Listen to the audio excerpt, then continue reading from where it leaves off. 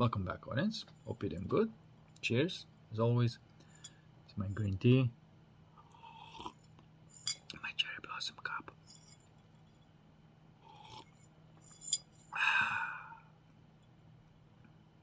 Nice. My little morning ritual to set my moods right. Okay. I want to talk about something fascinating. I mean, I always do, but it just keeps getting better. And in this video, I want to talk about the relationships. The ship of the relationship between the masculine and the feminine, primarily. And the correct version and the corrupt version. I mean, I've talked about this before, but today I want to talk about the same thing through the different perspective because it's super important. Now, the first thing I want to say is I really like looking at the astrophysics or physics because it's such a great clue of how consciousness works. You know, if you see how physics work. And so there are these celestial objects called neutron stars or black dwarfs, or brown dwarfs they've called them, but they're really black. And it happens after the death of a star. It turns into either a neutron star or what they say just like a dead black hole. But that's really that black hole is not dead. It's like Death Star. The difference is that if you fall in the neutron star black hole, that energy is being matter is being recycled into the pure coherent energy. Okay, and that is the Philosopher's Stone, the symbolism successful Philosopher's Stone, and so on and so on, right? So that's a perfect union, Hieros Gamos, between the masculine and the feminine in the celestial skies. And then there's also an example of the failed union. So there you have like this divine pair, divine couple, and then you have that corrupt Luciferian couple. Okay? So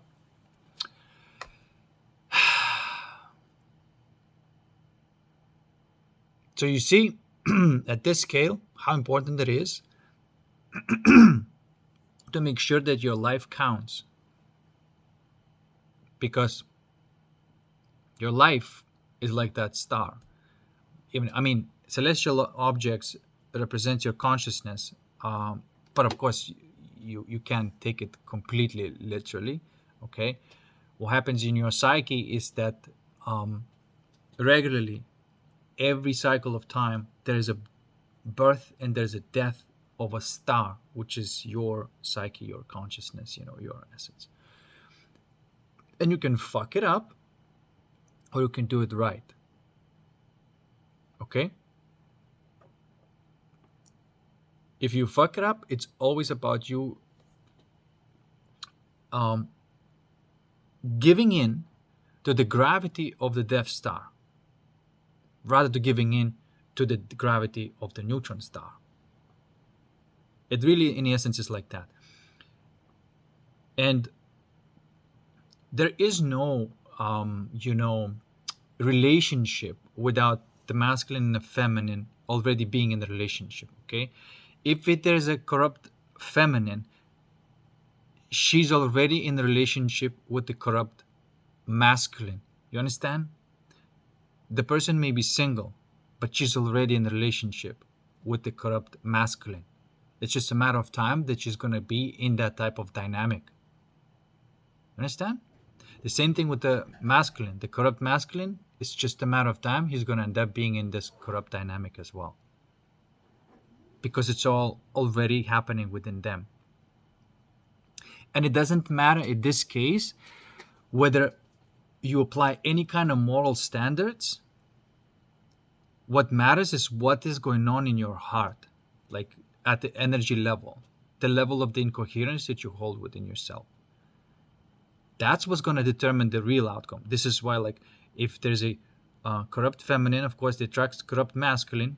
And so it's usually like, it doesn't mean that it has to be a woman. A woman may have the corrupt masculine energy, and a man may be have a corrupt feminine energy, and that's the simping and the simping and some abuser, violent woman, like that type of dynamic, or some open, some hoe and some crook. You see what I'm trying to say? Like, that is the dynamic. Now, it doesn't have to be just like a relationship between man and a woman. It may be a relationship between entities, like, if OnlyFans is a pimp, it's a masculine structure, and so all the women who are participating in that, they are basically belonging to that tyrannical figure that just uses them and abuses them for money. And you see what I'm trying to say? Like, but you see what I'm trying to say? So it's always going to be in the relationship. I've seen somebody saying, like, just like with the flat earth, flat earth is just grab hold with this idea that the earth is flat, and then now just keep on trying to prove that the earth is flat. Everything is flat fundamentally. Everything is a holographic reality projected in a 3D illusion, right? It could be this illusion, this Maya, could be delusional, right? Or it could be coherent, harmonious. Could be harmonious, or it could be delusional. Matrix, holistics. But nevertheless, everything is the projection of holographic, from that holographic film. So fundamentally, everything is flat, right? But it took that concept and applied it only on Earth, and then you end up being, making fool out of yourself, because you do not have the complete perspective and complete scope, and you're applying on one little thing, not seeing the big picture. So of course, you're just gonna make fool out of yourself. There is some truth into what you say, but you're applying it to one limited thing rather than the entire reality.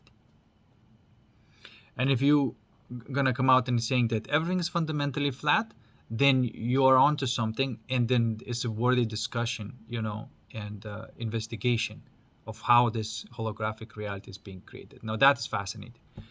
But if you're clinging on the flat earth idea and as a belief, and ignoring the fundamental things of the reality, then you're just wasting time, and it's non-functional. You always have to say, like, where your energy is going. Is this constructive or not? Is it worth an investment? Is it gonna come out tenfold or not? And the answer is no. Like, it does not help the navigation of Earth if you try and you begin to believe that Earth is flat. Actually, you navigate Earth way better if you take the view that the Earth is 3D. Okay? Fundamentally, it is just a projection. But for the purposes of navigating Earth, 3D model works really good. You don't have to fuck with that. Okay? The same thing, sometimes I hear people saying, for example, women are never single, and I was thinking, it's like, what do you mean? Like, women are never single, but they're taking this one little thing and saying that women are never single. The fact of the matter that what they're pointing at is not that, there's a, that all women are always in a relationship with a man. What they're actually trying to point out is that the relationship is always there. Even if there is no person in your life, you are in a relationship with the energy between, what you consider to you yourself, subjective and objective, the something that is not you, and you are in a relationship with it, in a dual type of relationship. Okay, we're gonna get to the bottom of it, but that's where we're at. That's where we are right now. Okay, so what I'm saying here is that a man and a woman are always in a relationship with their counterpart. Okay? And that is what's happening in your heart, and that is what's going to be projected in the reality. Is going to come out. I said that no moral imposition is going to fix that, right? So because we can say morally, saying like, okay, this is immoral, you shouldn't do this, but inside there's a corrupt energy, and a person cannot help but cheat. Okay, and then you're imposing onto that person, saying, you know, you should not supposed to be cheated, you're supposed to be monogamous. So you are forcing a image onto something that is the opposite to that image that's already there within their heart, right? The problem is not that they're not listening to the image. The problem is that it cannot help but follow that corrupt energy, right? And it's like that. It is gravitational. It is pulling you. I'm not saying this as a judgmental way. I mean, I understand the gravity of it. I understand the pull of it, and I have fucked up quite a few times, you know, in my life as well. So, but what the problem is when there's no recognition of what's going on, right? Like, if I fucked up big time, then I gotta reflect upon this and look at this and understand like the whole point of it all. The point of it all, that there is something that is correct and there is something that is corrupt. There's absolutely something that is right and there is absolutely something that is wrong. If you take the view that there's nothing right or wrong, it's just an interpretation of the person, then you're fucked. You're fucked. You're going to be completely gullible to these energies because there's nothing right and wrong. Everything is just, no, it is not correct. The whole premise of this reality, the whole premise of this game, that there has to be something that is correct and something that is corrupt for the game to even exist. Because if everything is just as blah, then what the fuck are we doing here? It is not blah. We do have the point of either being in a divine union within our heart or the corrupt union within our hearts. The corrupt unions usually paint themselves because in the heart there's corruption that's not being addressed. Externally, usually these people are painting themselves the opposite. So if a complete psychopath may paint himself as a guru savior, or that's what I'm trying to say, okay? But the energy does not lie.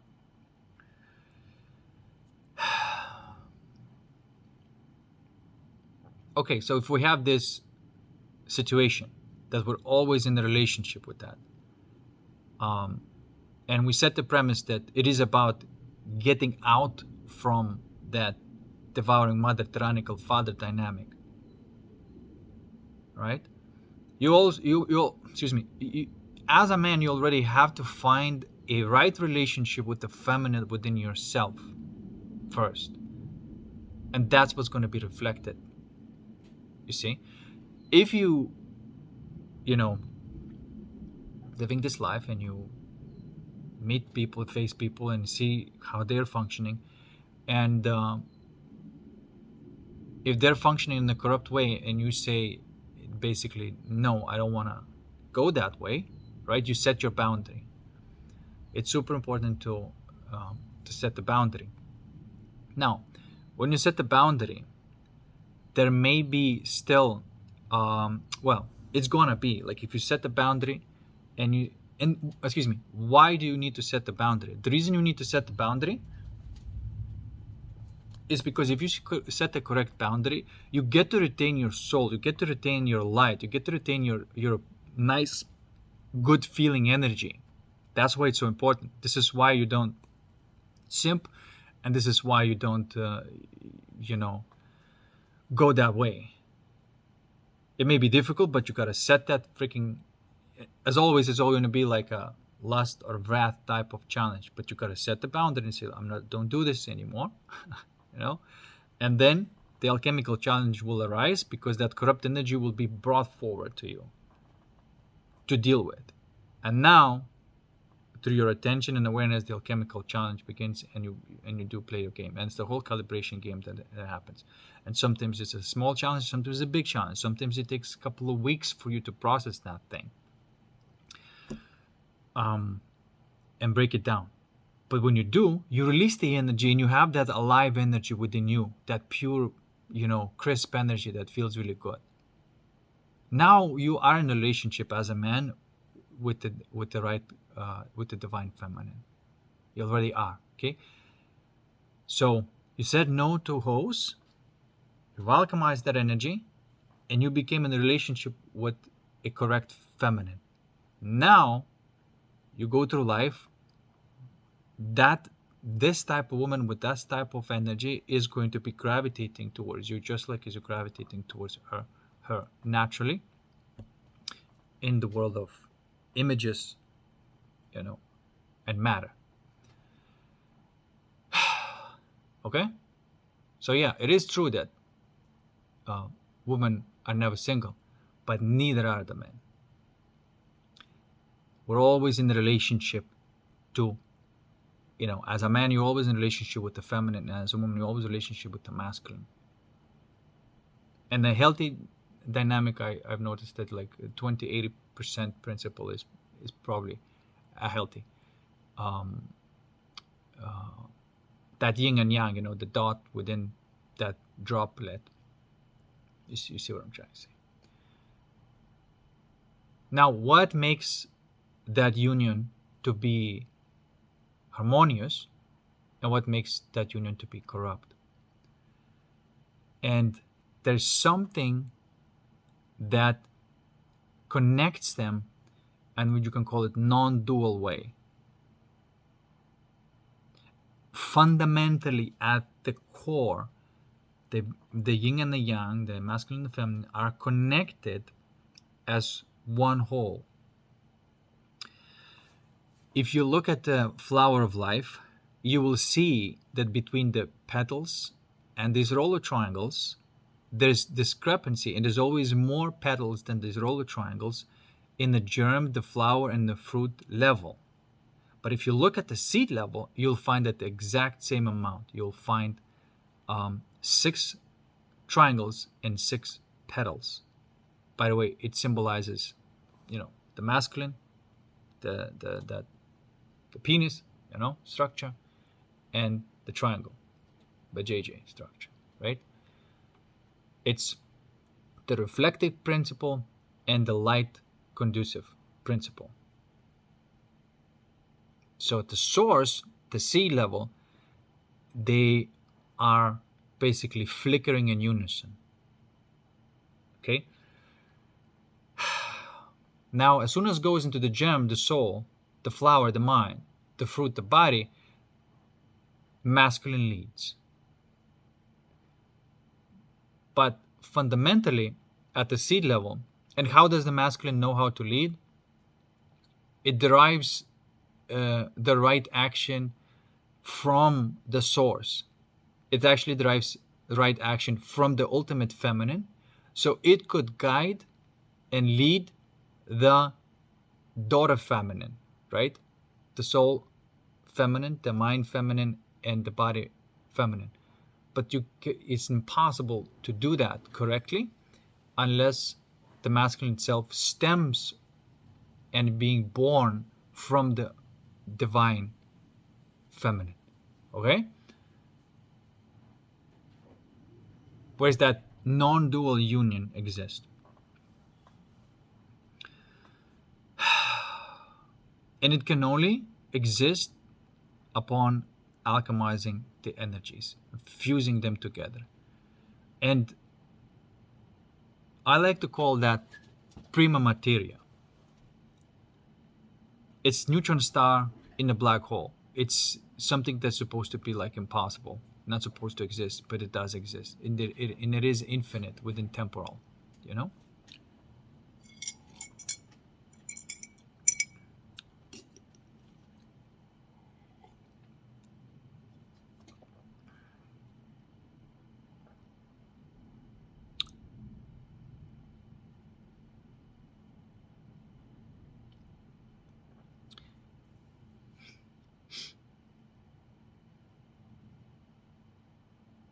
And to touch the non-duality, it cannot be done through words.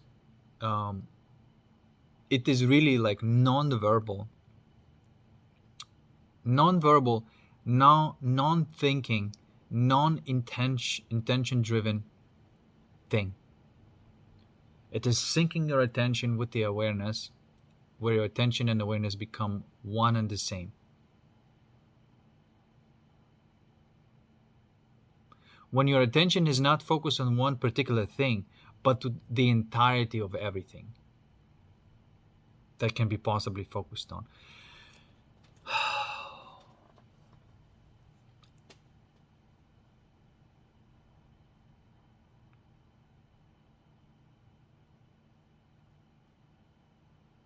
Liminality.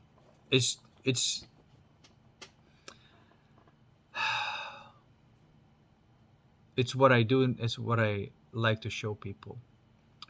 This non-duality. Without this, you don't even bother. Like, without that, don't even bother to do anything. That is what determines whether it's going to be harmonious or not. It is so deep. Now, after, in the soul relationship, there is separation and there's union. You know, that DNA thing? Separation, union, separation, union, separation, union. And it's just like flickering like that, okay? But there is already emotion and intention there. The mind as well. Okay, the world of images. There might be a separation, and then the movement towards, and then union. Separate, desire, fulfillment. Totally valid. Physically, there's a desire, you're hungry, you eat. Fulfillment, totally valid. Now, throughout all of that, while this separation, this union is happening, there is already union on the fundamental level, which makes everything playful and nothing painful. Desire is not painful because it's imminent fulfillment. It has already imminent fulfillment. That's why it's not painful. Why does it have imminent fulfillment? Because there's already union at the fundamental level. And so we're not confusing this idea. We're not trying to force something that is impossible at the soul, mind, or body level. You know? Like communism. Make everybody the same or whatever. You know, all these other ideologies that are just nonsense. No, of course, in a physical reality, things have to be separate. You got to separate the criminals, the really low quality consciousness people from really high quality consciousness people. You got to separate this thing. It's natural. Nature does this all the time. Naturally. You cannot combine those, you know, because everybody playing their level of the game, and if somebody has not even got out of hell, what you gonna do when you see what I'm trying to say? Not that the person who is doesn't have, the person who is at a high level of consciousness has not that it doesn't have any relationship with the low quality of consciousness. The fact of the matter is because it does have such a good relationship, or the right type of relationship, where alchemize everything inside, all the darkness that this low quality person has, being alchemized, but externally you keep the distance. You see, you don't give a knife to a serial killer, you know, and you don't give money to addict, because you know exactly what they're gonna do. And honestly, like the corrupt masculine are addicts basically, and this is why they're not supposed to be given that much resources, and the society is not supposed to be structured where they end up having with a lot of money, because they're going to use that for all sorts of fucked up thing. Okay, it's not wrong to be wealthy, but the wealth must be the genuine merit driven, and should reflect the quality of consciousness of the person, not just intellectual capacity. Because if you have low quality of consciousness, high intellectual capacity, you create psychopaths, and then you have a group of people celebrating psychopaths and saying that's the successful person. No, you're looking at the fucking maniac. a complete disaster of a human being, and saying that that is successful because it has these superficial things. So that's ridiculous. Okay. We are here to experience success, but we are here to experience real success, not false success. And it directly relates of what is the relationship between masculine and feminine within your heart. Okay. And the way it works is that if there is some degree of corruption, there's a potential alchemy. The way it works is that there's there's no, how to say it, energy is either trapped, the corrupt masculine and feminine dynamic, or it's released and it's circulating. The infinite energy is trapped in the temporal, but you release it and it's flowing, back into infinite again. Okay? And that type of dynamic, which is this mechanical dynamic, and it is about seeking some form of result, right? There's desire in the body that is quite mechanical. It's just seeking for pleasure to avoid pain.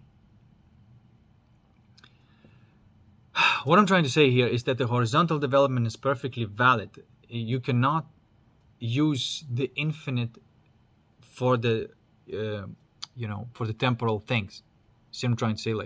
In a temporal reality, you're still going to have to use the physical energy, which is limited, and you're supposed to be able to manage that really well. It's the whole game. It's about energy management. I started looking at everything like this. I started looking at everything as energy management. That at least gives me a chance to play this game right. Recognize where there's just like a trap and just complete wastage of energy. Glorified something that is corrupt, and it's a trap. You see, if you're just gonna follow this, and you're gonna lose your energy, you're gonna get trapped, you're gonna get tricked, and all of those different things. So everything about in your life becomes how to gravitate towards the right type of energy flow, and shut down all the leakages towards the wrong energy flow. Okay, and that's the game.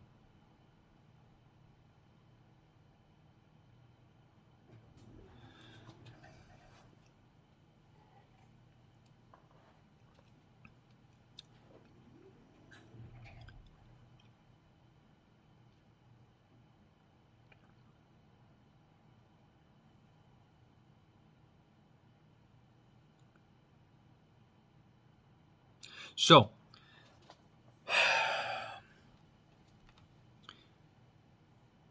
you're not leaking the energy, meaning you're not losing your soul.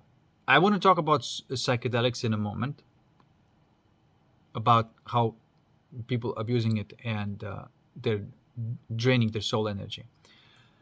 But before I go there, I just want to finish this, relationship dynamic. The idea is, again, about restoring your own energy, your own light as a man, and love as a woman.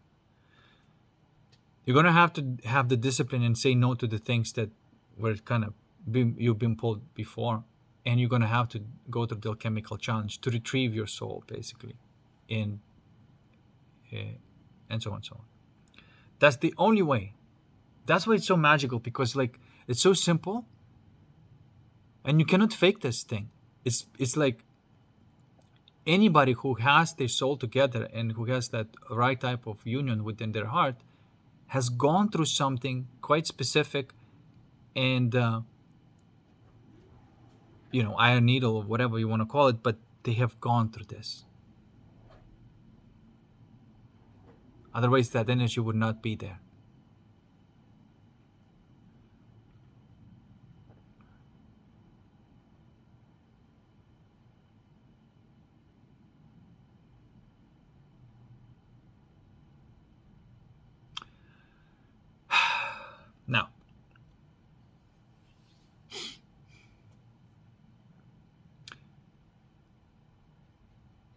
that process, that calibration has to be done by you.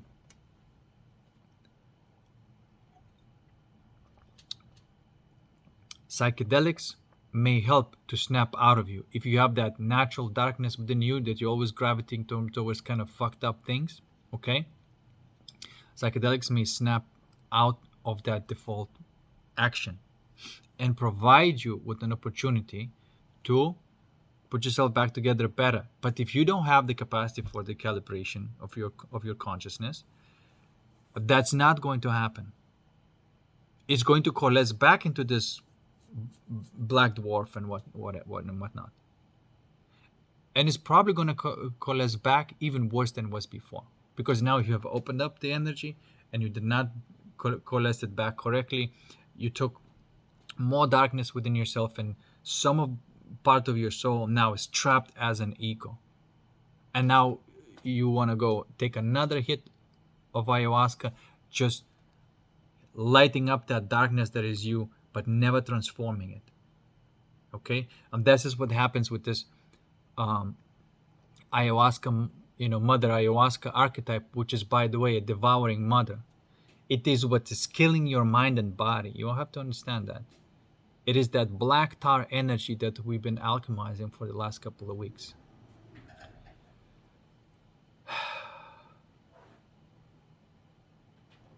Okay?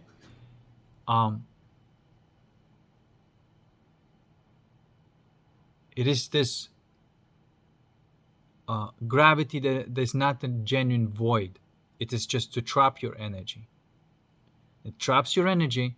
Then there's separation within you. There's this pain, this angst, and now there's a seeking to alleviate that because you are separated at the fundamental level. Again, I'm just saying this, like, I'm not saying something, and I'm trying to say very clearly and not confuse you, because a lot of these people out there, they're just doing freaking psyops and pretending that they're helping people by saying like we're all one kind of shit. Shut the fuck up with that nonsense, okay?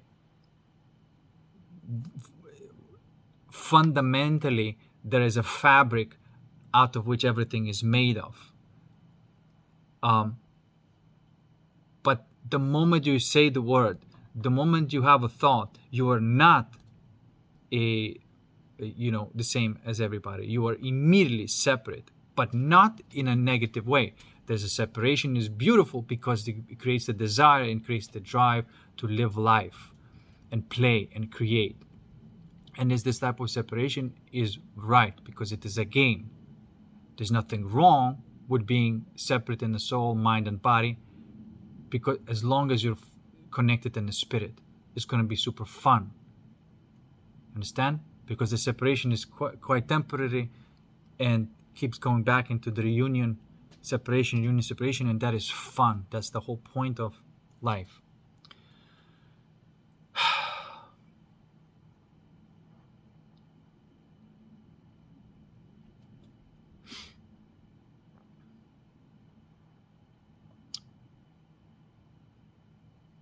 Okay? Isn't it interesting? So, we're all one is complete bullshit. Just another bullshit lie. Because what you're going to do when somebody says you're all one? You're going to create a belief that you're all one? That's not non-dual. That's not the thing that is meant to be communicated. This thing cannot be communicated through words, by the way. I can ask you a certain specific question that makes your attention move in a specific way while I'm being myself in that state and inviting you. Then only then it is possible for you to sink into that state yourself when I'm guiding your attention. Understand? This is why this cannot be shown if the person is not seeing themselves. Okay? It's going to be another mock-up. But Matrix does that. It always mocks something that is real. Some false-ass nigga just comes along and says like, oh, that's what, supposed to be working now. So let me just imitate that. You cannot falsify this. can't do it. This is why I really love this thing. Because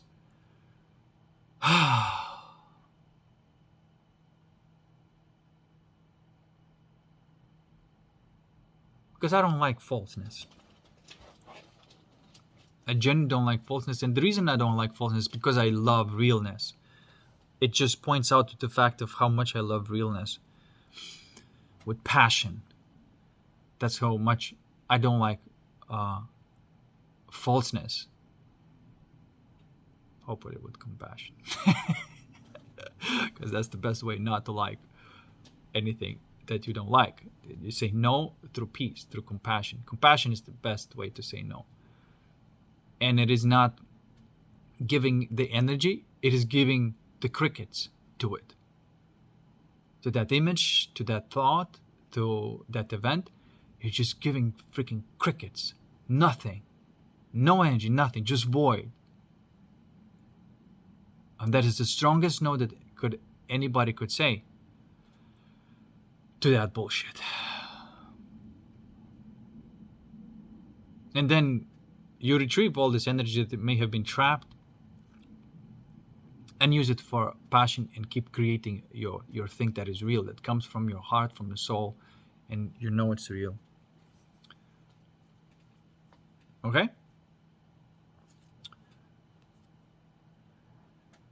So before we go into the psychedelics, I just want to mention the awesomeness of the right discipline, the discipline that is enjoyable. Why would you do that? For example, if you have a dynamic, for example, well, everybody is doing like this, so what do you want? Like, I'm not gonna be able to find a girlfriend who's not like a, who's kind of right in the heart. They're all like, with the open relationships right now, it's just like a normality thing. There's just like unselective sex and all that stuff. It's like, if I just want to have a girlfriend, I guess I'm gonna have to settle for that shit. No, you say no to any kind of hoe within them. Just no, because it's not worth it. Because you're going to lose your soul. You're going to lose, and when I say soul, that light, that energy that makes you feel good, it's nothing is worth it. No short-term pleasure between your legs is worth losing that. That's like the biggest thing to learn. It's just not worth it.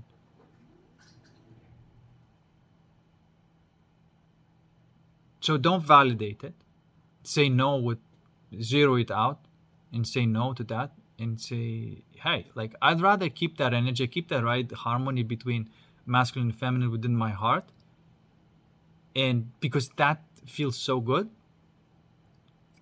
it's life itself, it's the value of life itself, then sabotage that and settle for something like this. You see what I'm trying to say? Just stay there, because sooner or later, people won't be able to keep up with that bullshit. And there's going to be more and more people that you're going to meet that represent the energy that you carry. Right? And if you meet somebody kind of pissing you off, then there's some trapped energy there that you can alchemize. So you play this game. You're not denying that there's something that you may need to alchemize, right? Because that would be like a denial of this, and that's another thing. It's like none of this is personal. Like, if the darkness enters me, I don't take it personal. I don't say, that I'm fucked up. There's been something fucked up may have been tried to act through me. But if I'm diligent with my alchemy, I'll say like, hey, thank you for this energy. And I'll just take it.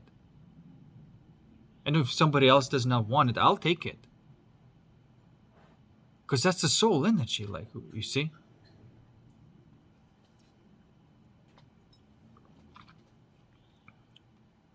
That's that capacity for that bliss out of which you can create anything. Not that it's easy, but that's the way, okay?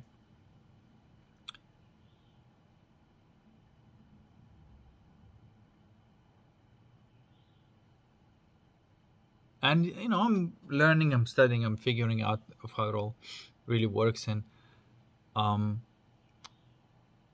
it is, the energy projected and reflected, the masculine, the feminine, the attention, the respect. you know you don't give attention to something that is not being reflected back to you, because it's not mutually propagating and success giving relationship. But that happens within you, and people outside of you bring all sorts of energies. They're just for you to alchemize those energies, and making sure that you are in the right relationship within your heart. That's what I've learned. And everything else you got to say no to. And from the feminine perspective, the same thing. If you still have that little bit of gravity towards this corrupt masculine, and that, then you have to just say no and deal with it internally. And if you deal with it correctly and surrender to the real light, you will find that light within yourself, and you won't be attracted to that douchebag. Going to lose all the attraction, and you're going to say no with peace, and it's going to be like, there's nothing there now. There's an actual progress that's taking place. But you got to say no. This idea that women have no responsibility is ridiculous. Women have half responsibility. I mean, the man does their alchemical job, then the woman must be doing hers. Period. It's just the way it is. Because if a woman is not doing it and giving all the responsibility onto a man, he's like, well, I'm not responsible. No, you are completely responsible, because you, as a woman, can selectively open to one thing or the other. That is the choice that you make. Just as a man makes the choice and says like, ho no mo, and then deals with all of that challenge that comes along and alchemizes into real light. If a man can do it, so can the woman, and they should be. Does that make sense?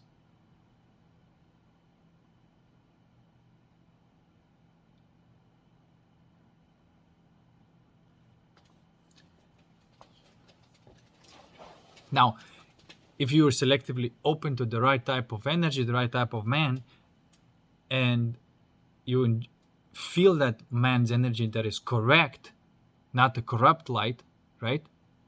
Which feels very different, but this beautiful sparkling light, and if you open to that, now that becomes more of how you are wired as a woman.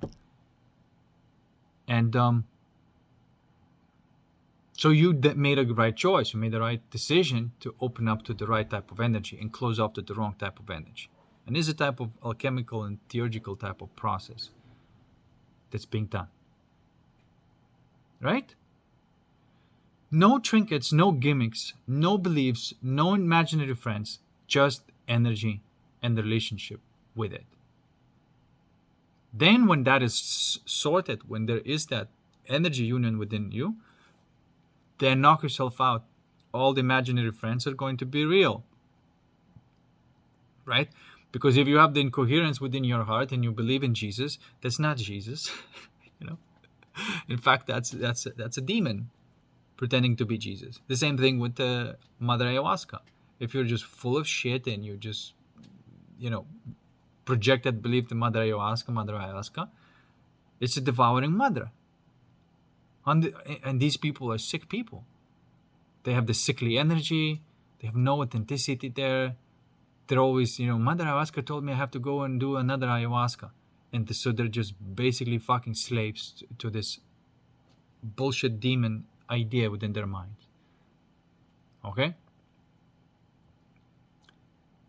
Now, when you have that genuine energy, the real energy, the coherent energy, and out of that the image arises, that is real. It's not induced by a drug. It's not hallucinated. It is rightfully projected from the coherent film, holographic film of your consciousness. that image is legit. Okay? So anyway, I'm just being very precise with this thing because this game is quite challenging.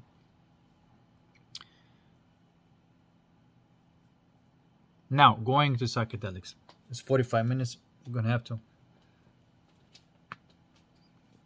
to keep it under 1 hour. Okay, so psychedelics. The dark side of the psychedelics. Like I said, taking psychedelic to just, if somebody's so rigid and you take psychedelic, it removes the boundaries, but you better know how to calibrate your consciousness because you're gonna go back, you may come back even worse. This is what happened with 14 ayahuascas and Will Smith, and it was a complete fucking disaster, right? He had no boundaries. He was accepting the relationship completely kind of toxic. A woman would be just complete vile energy, you know, and he would be opening up, and she would just have no respect to him. She was super demonic and banging other people and then telling him about that. Like, you see what I'm trying to say? And I've been to this in a similar dynamic, but the moment I realized that, fuck that shit, man. This is bullshit. Big fucking no. But for one moment, because of the psychedelics, I was kind of trapped in that devouring mother relationship. And I was like realizing that, like, you know, that is not the right relationship. And I'm not gonna fucking give my soul to this fucking demon. Fuck you. You see? He should have said that. But if he hadn't taken that many ayahuascas, you know, he may have realized that, oh, wait a second. Okay, it's gonna hurt for me to, because I've been with this woman, you know, but the behavior of this woman right now or what she's doing is completely unacceptable. I cannot be with her anymore because my soul matters more than this woman. It's always like this because love should always take precedence over a woman, because a woman can be corrupted and following completely different and be in a relationship with this dark Luciferian energy because she's weak. And if she is like that, you say no to the entire woman because what kind of energy she's carrying. Because if you say yes, you're going to lose love. So to fighting for love is actually to say no to a demonic woman. That is you fighting for love. And it happened to me, like, okay, that woman may have capacity for love. She's choosing to go into this Luciferian dark way, you know. I may point out to her, so like, I hope you freaking open your freaking eyes, but I'm not gonna be in a relationship with you. Because, you know, maybe as a acquaintance, as a friend, I don't mind dealing with, you know, speaking with almost anybody, right? Just for the purpose of alchemy. But I'm not going to open up my heart and resonate with you when you are going to that dark energy, because I'm going to sell my soul and I'm going to lose the feeling of love. Okay? So love as the feminine energy takes the precedence over, you know, a woman, because a woman may choose love or she may choose lust, right? And if she chooses lust, she's out, because this is not the energy that you are in, period. And in fact, you're protecting love by saying, like, hey, I'm not going to, because what I feel is love, and I'm not going to tarnish this with your fucking bullshit nonsense and this subscription to this cultural promiscuity and dilution of that energy, you know, into some demeaning into the lust. You don't take love and demean it into lust. This is bullshit, you know, and you have to say no.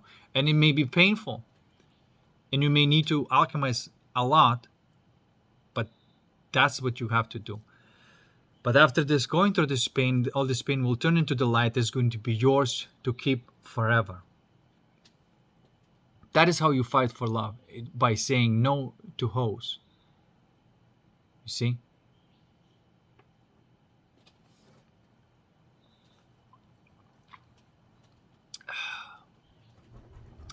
And there might be a period of your life where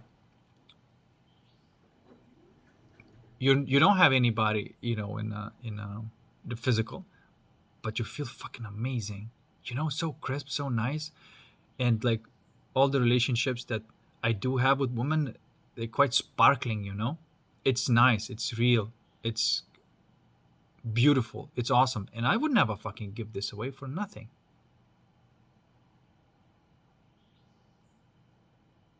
And women who do recognize that, and they communicate to you on that channel, there is a real exchange of energy that is a correct, right? Because you are not leaking energy on lust anymore. So unless there is a genuine openness, there is a genuine light, there's a genuine attention. When there's a genuine respect, there's a genuine attention. And if there's this incorrect openness, then there's an alchemical challenge. There might be an alchemical challenge. Or if you already passed this alchemical challenge, it is nothing, basically. Like you may be in front of a woman who's supposed to be beautiful and gorgeous, and she has all sorts of whatever, right? Attention, getting that type of crooked attention from men who makes her get like a temporary pleasure, but then feel horrible inside, right? That type of woman may be in front of you, and if she's just used to trying to get that type of corrupt attention from you, there's nothing going on. It is just nothing going on. And it's sometimes just strange to me. It's just like, wow, this woman's supposed to be attractive, beautiful, and everything. I'm supposed to be attracted to this woman. Nothing. Because she's functioning on a complete different channel through which my energy is no longer leaking. But it could be a woman who's not selling herself on Instagram and posting, repeatedly for this false attention. She may be a little bit like, more humble looking, but there's this sparkle, the real playfulness, there's soul there. You see, there's a woman who have not sold her soul.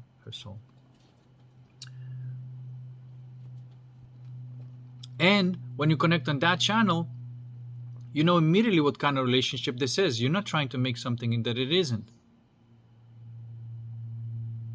And if it's a playful friendship, then that's what it is. If it is something more, then that's what it is. It's never going to be something that is not. Does that make sense? It's like there's some magical transparency and truth that exists there on that type of interaction. Non-verbal,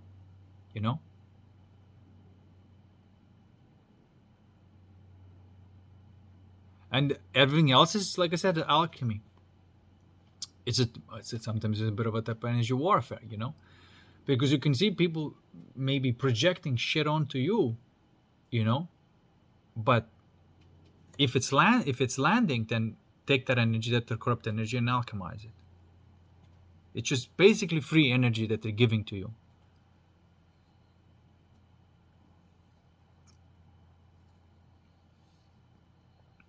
And when you alchemize it, the thing that they were projecting, of course, is proven to be wrong, and it catalyzes them to get their shit together.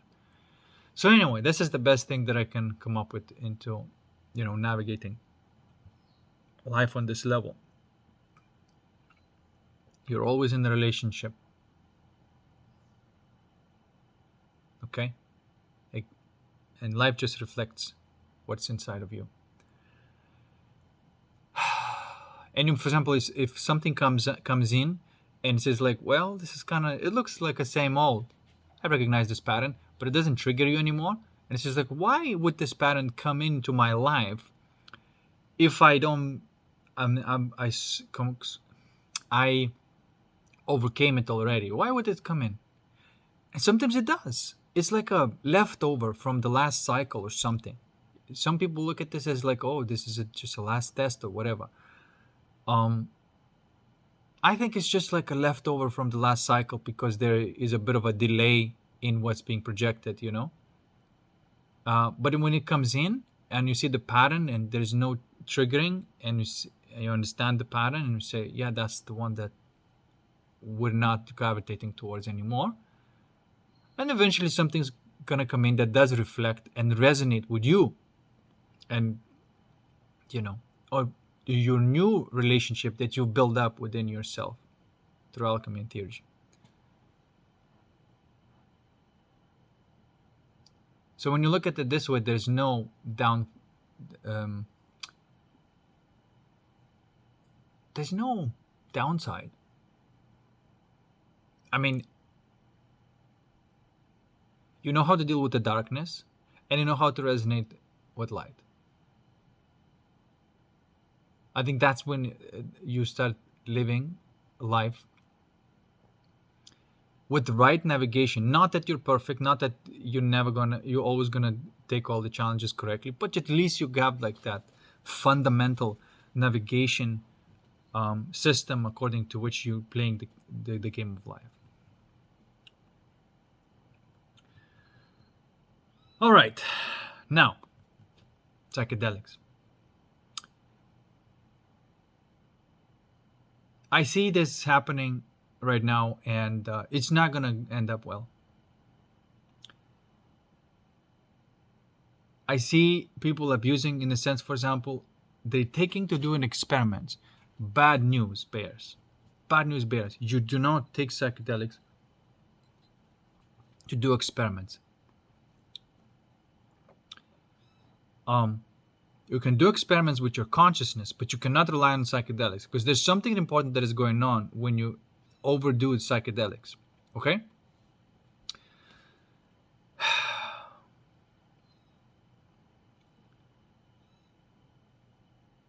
I'm talking about that energy, that soul energy, right? Every time you take psychedelic, it opens up, to these channels of light or whatever, right? And you connect to that space, and then you observe, and you come back, and then you maybe write down what you saw, and then you do the experiments and you try to map things out.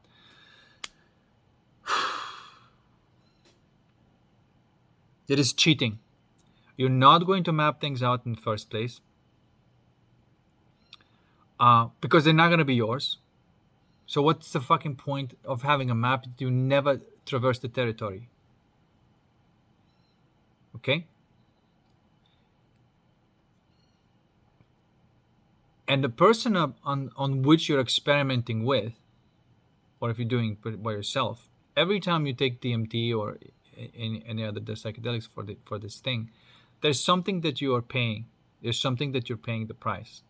Okay? The level of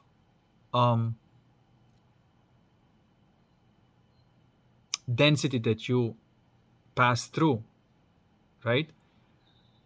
That is the level of the philosopher's stone that you're going to have in order to be able to live in the 3D world and have the connection with the seventh density, because that's where you're going when you take a DMT. So now you have abused the DMT, you kept on going to seventh density, now you return to this, and if you stop, the amount of alchemy that you're going to have to do by yourself is going to be so strong, so much, because you've already abused the DMT and already accustomed to this high vibe. And then now this will feel like hell to you because you do not have the bridge between the 3D and the 7D. You have not built it. You just abuse the DMT or something else to kept on traversing, and then creating an illusion that that is your now a earned density of life. It is not. You understand? You're still 3D Muppet just like you were before. You just cheated the game by abusing a drug. So what happens is this: you lose your soul energy. Okay? If you have big ego, take DMT once, it will loosen things up, and then if you have right life, you can, start figuring your life up, and you then never need to take DMT ever again, because you already touched that, you already know it exists. Now it's about living life as much aligned to that as possible and calibrating your consciousness. Like, I agreed to to to try once. That's right, but I do not agree using it to do an experiment, because there's gonna be something horribly wrong to that person. And I do see that they're developing cancers. That's what happened with Terence McKenna, by the way, because he abused it so much that, again, he already decided that that's his own frequency, but he never did any kind of alchemy. He said it himself that, like, I could have used this to, I could have used this to, I don't know, like, fix my distortions. I don't know how he said it, but he said that he could have done things right, but he didn't. He didn't go that way. He was always going into just like, information, how it all works, but he never actually worked on himself. He still had an addiction to marijuana and all these other things. Not a good energy. And then, of course, it came and showed him the level of incoherence that he was still in his soul, and it came as a cancer. Okay? So, the same thing with all these people who are experimenting with DMT. A lot of these people, these psy people, which, by the way, have, like, fucking YouTube is full of these fuckers.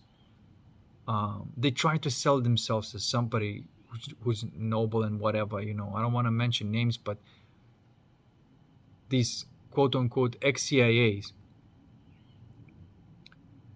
if they say that I'm an ex-CIA, don't pay attention to that person at all.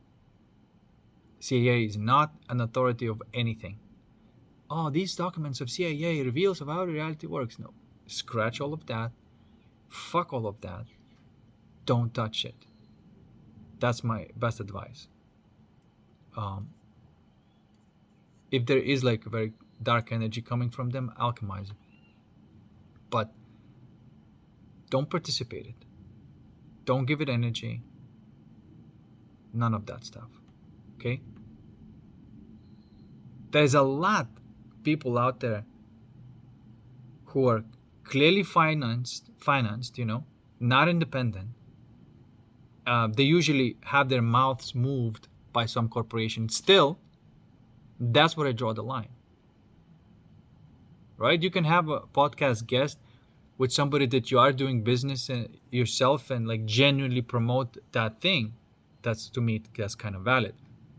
But when it's something can freaking move your lips because they gave you a little bit of money, watch out for that person. And I mean, it's almost everybody, right? That's how they make money. But look at what's going on. There used to be these TV shows that are all sort of like false and bullshit, and now it's coming into these podcasts. Now these podcasters cannot say exactly because of the sponsorship of what they want to say. They have to bleep up the words because because of sponsorship, because we're selling ads now. Like, I cannot say this thing. This is it. It's over in that second. You should be able to say whatever you want. And you may say, well, it's not a big deal. It's just like, well, you can't say retard anymore, like, it's not a big deal. It's over. It's over. It's either complete freedom or not at all in terms of what you are, want to say. If you just censoring yourself a little bit, this is it. You cannot have the cohesive stream of thought if you're censoring yourself, or coherent stream of thought. So, not that there's no, I'm just saying, just be aware of this thing. There's a true independent person, and there's these people who are not. But the energy that they carry is so vile that like it's not watchable to me anymore. I'm going back to reading books, by the way. I've been writing my book, and I just came across Itzhak Bentop's book, Stalking the Wild Pendulum, and there's a lot of resonance between what I'm writing and what he wrote, and I'm enjoying that. Okay, so that's the thing about psychedelics.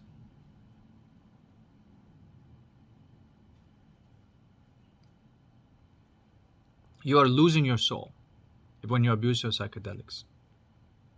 Just look at what's going on. People who abuse psychedelics, why are they so, for example, that, boundarless in terms of like sexuality, and they just do it with whoever, whatever, and all that stuff. Why is this going on? Why they have like, 2, 3, I'm trying to say partners and whatnot, whatever, 6? What the fuck is that? And I'm trying to say, ask this question. I don't give a shit what you're saying on YouTube. I don't give a shit what you're talking about, that you came up with a little bit of information.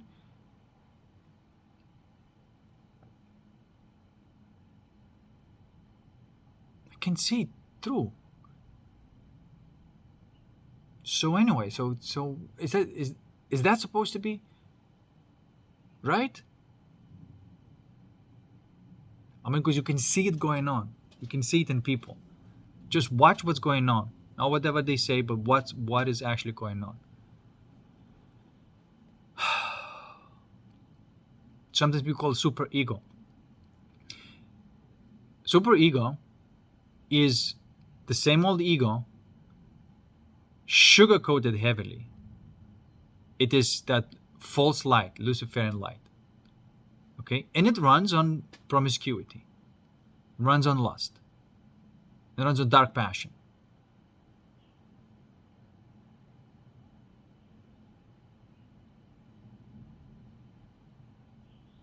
So if that's what's going on after people taking psychedelics regularly, then by that definition, they are losing their soul because their ego is growing.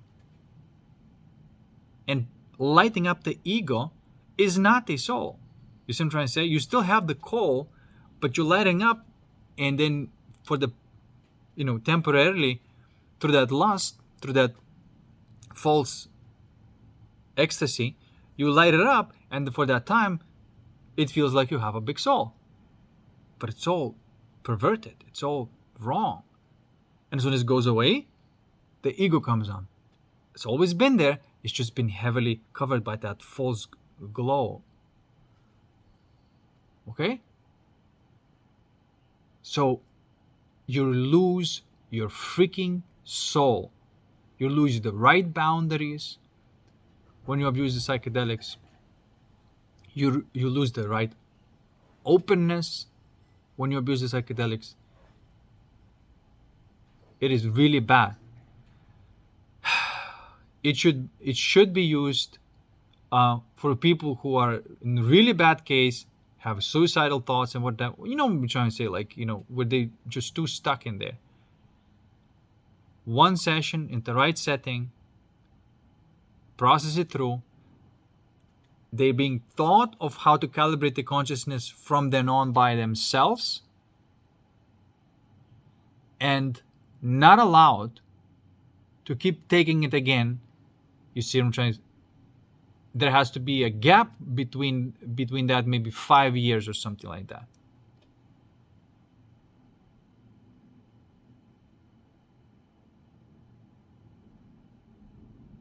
That would be a proper use. You don't take it just to visit the machine elves and stuff like that, to do the experiments. You must go there by yourself without any assistance of that drug, which it is a journey. This is why you came here. This is the path. you won't be able to cheat at this game. You understand? Even with psychedelics, you take psychedelics like, oh, I'm enlightened already. No, you're not. If you keep on taking this, you're gonna drain your soul energy, and the ego is going to grow, but it's gonna be covered by that false glow. But as soon as this false glow goes away, you'll realize, oh my God, how much crap is there in my heart. This is what's gonna happen. So no, no, no, no. Be careful of these ayahuasca guzzling fools. You see, no.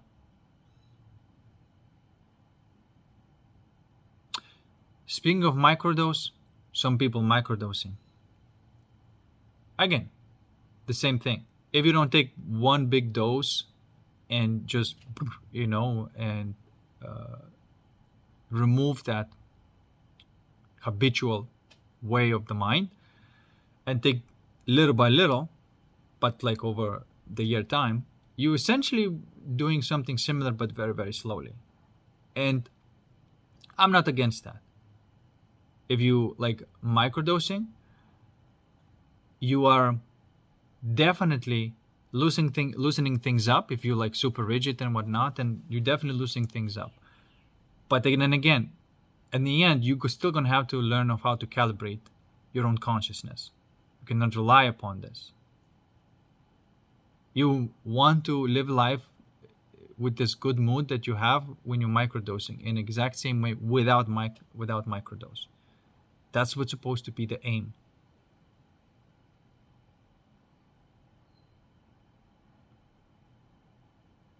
You say, well, why do you recommend it at all? We're not doing another 1 hour, it seems. Why do you recommend psychedelics at all?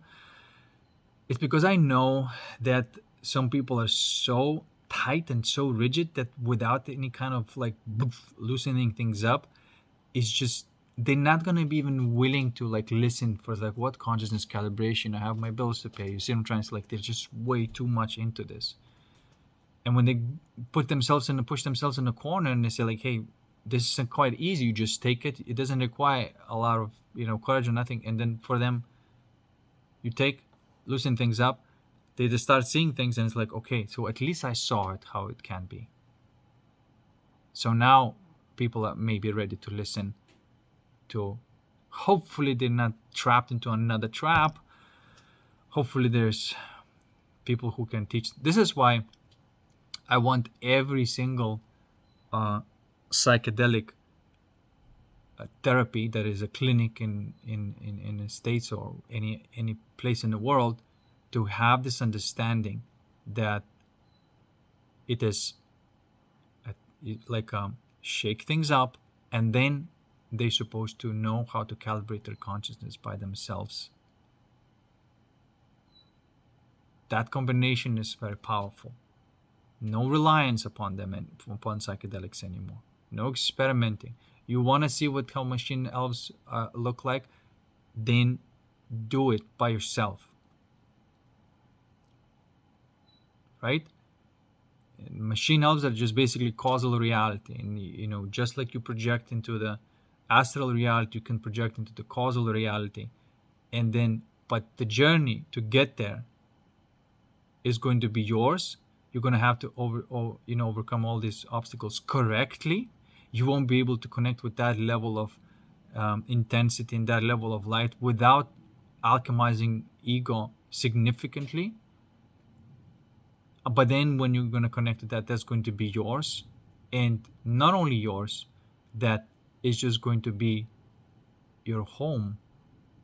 Not that you just visit it for a little bit and then back into this, and it's like, now what? Like I just lived in bliss for a second, or whatever, and now I have to fucking deal with this shit, like this is it's horrible. And some people can't take it, and they die. So I don't want this to happen.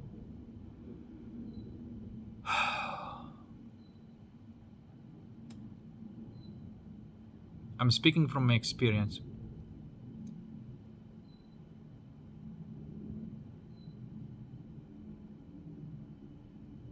No, it cannot be like that. It cannot be just another fad. And it's like, look what this machine is doing.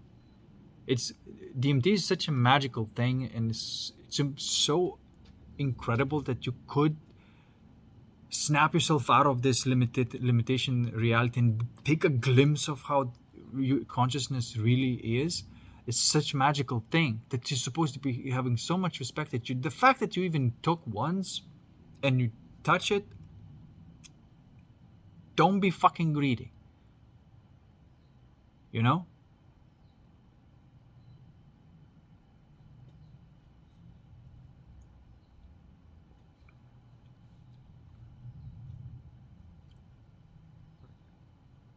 You cannot one-up this game.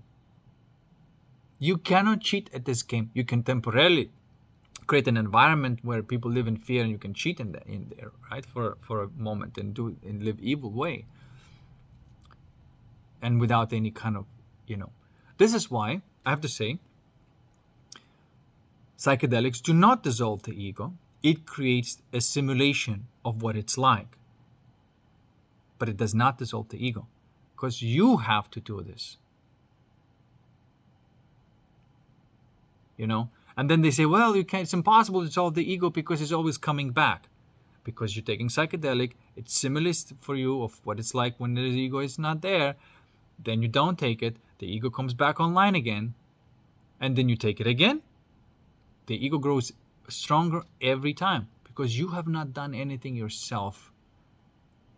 But it is absolutely the case. The point of life is not let the ego to accumulate, because that means that your attention is flowing correctly and the soul is glowing there rather than ego accumulating. Does that make sense? So it's a perpetual death of the ego is the birth of the soul. It is happening all the time in the real time. You don't let the ego to be born, right?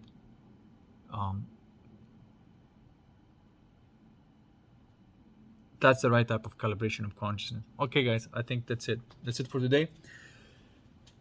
That's what I want to say. Definitely set the right type of boundaries. All the challenges that you have to do it, alchemize it. The energy you're going to have within you is going to be so much more valuable than giving into this. You may have a person, you may have a care for the person, but they're choosing to go on like this other type of path, and you tell them, it's like, hey, don't, because this isn't love, this don't. And if they're not listening to you, then you just, like I said, it may be painful, but you just have to say, okay, go and do this thing that I know is going to be a disaster for you, but I'm not going to do it. It's just no. Period.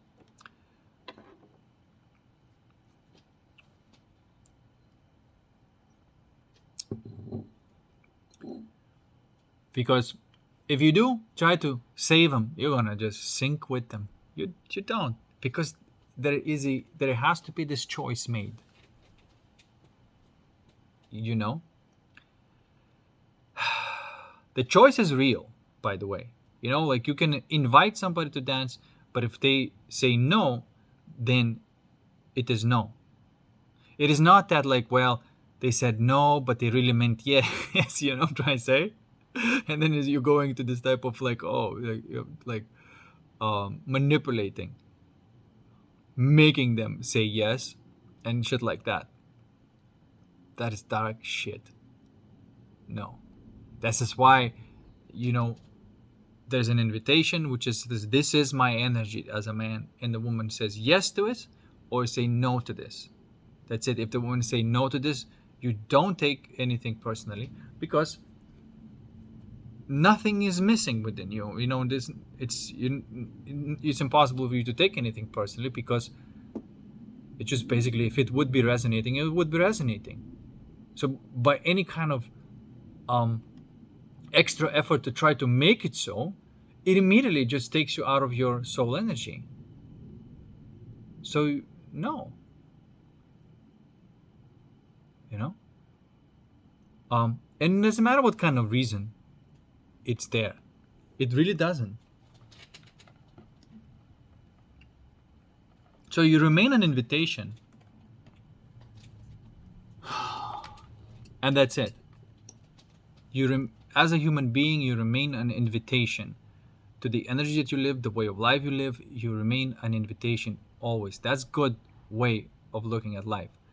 You're not trying to change somebody. You're not going to say, well, I'm gonna help you whether you like it or not, kind of thing, right? No, you remain an invitation.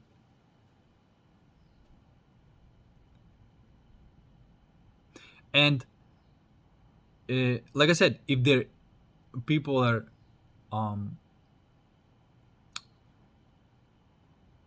don't okay, if they don't want to come to your domain, that's fine. But if they try to ruin your domain, then there's going to be an alchemical challenge, and they're going to get their ass handed to them. Okay, it's like that, man. I wish it wasn't like that, but it's pretty. You got to be super disciplined.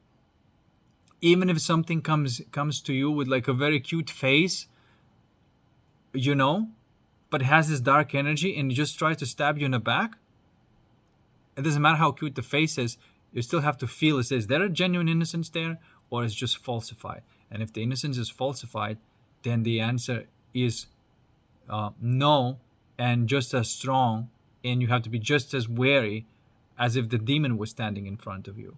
It doesn't matter that it's wearing the mask of a cute girl. Okay? That's how it is. That's how it is.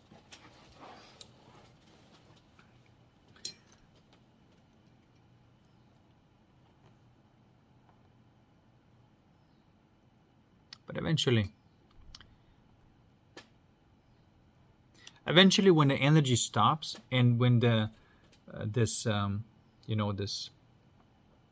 lust based light, false light, is not working anymore,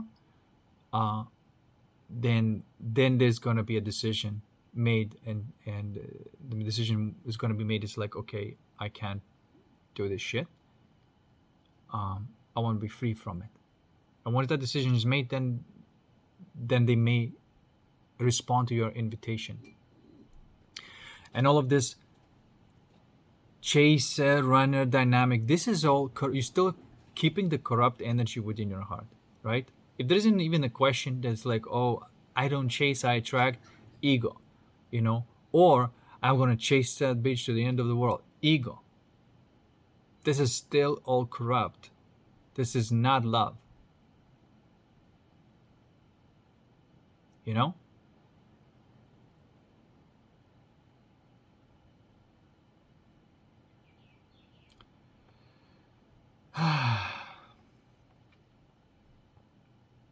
Love is effortless. Love is simple. Love is when everybody, or people involved in love, play their adequate roles that they enjoy.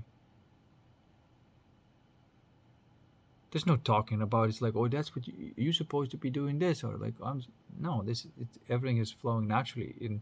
Everybody's in their own energy. Nobody's talking about like what you're supposed to do.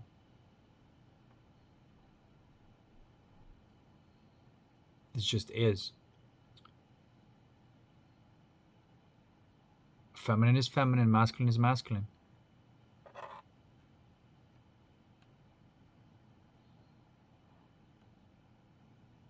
I don't know. It's just that intelligence has its own intelligence. You don't have to tell it what it's supposed to do.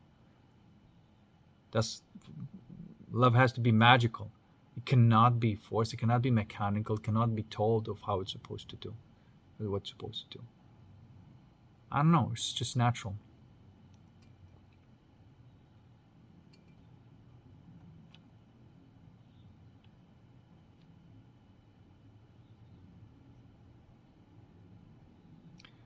Yeah, and if you choose this, if this is what's going on within your heart, if this is the relationship that you're in, everything that is not is going to fall off. Okay, could be friends, girlfriends, boyfriends, wives. If they don't belong to this energy, and that's the way you interact with each other, then you don't have a relationship. It's not the relationship. And that's the thing, is that this is the only one thing that is missing. It says, is there a non-dual capacity within a person or not? And if there is, then you can play with them. If there isn't, then there isn't. If they are interested, then of course they can discover that by themselves. If there and if they don't want to, and they want to continue their old ways, and they feel offended to even an idea of somebody being like,